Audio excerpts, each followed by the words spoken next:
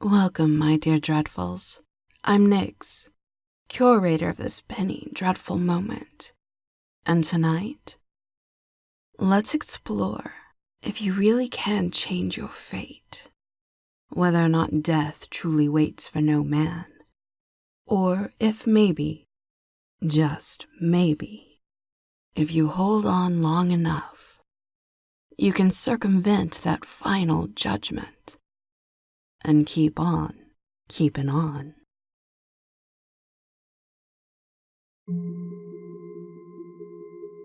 It's 7:31 p.m., and I'm the last person in the office. But instead of leaving, I'm standing in front of the elevator with a box of paper clips in my hand. "Ready to go?" asks Ray. He's keeping the elevator door open for me. Behind him are Megan, Carla, and David, all of whom are tired from working so late. The first time this happened, I opened my mouth to say yes. Then I suddenly changed my answer as I remembered my resolution to lose a few pounds. Back then I said, "Thanks, but I'll take the stairs."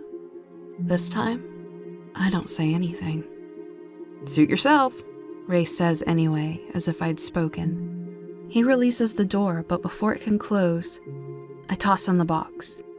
It lands on its corner and the lid pops off, scattering its contents like a paperclip grenade. Then the door slides shut, and I'm alone again. No one in the elevator thought this was weird. In fact, they didn't even notice. I've done this little experiment many times, so I'm not surprised they didn't react. I'm also not surprised to look over and see the box of paperclips back on my desk, as if I'd never touched it. My other experiments end the same way. I've blocked the doors, I've shouted and begged, and I've grabbed at Ray's arm, but nothing makes any lasting difference. My coworkers never respond, and everything resets. I always end up alone in the office, at least until the elevator reappears and Ray asks if I'm ready to go. I've gotten tired of experimenting, but there isn't much else to do around here. The phones and radios and fire alarms don't work. All the computers are frozen. I found a cheap romance novel hidden in Megan's bottom drawer, but I know how it ends. I ought to. I've only read it 30 times. Even if I actually do take the stairwell, it's like walking into an MC Escher print. However many flights I descend or ascend, every door brings me right back here, to the 40th floor. Of course, I could always join my coworkers in the elevator. I remember once when I was a kid, I was feeling morbidly curious, so I looked up elevator accidents and found out they were incredibly rare.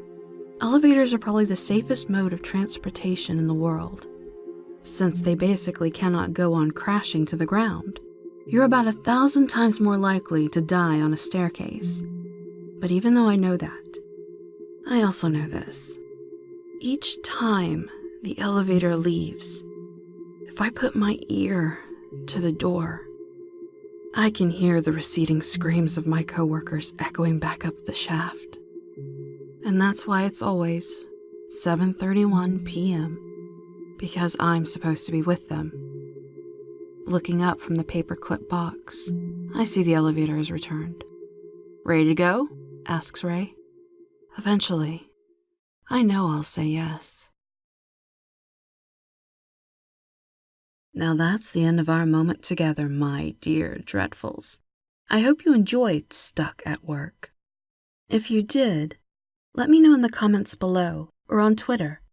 And don't forget to share the story and check out the donation link in the description below.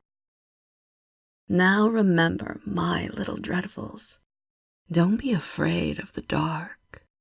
Be terrified of what is in it. Until next time.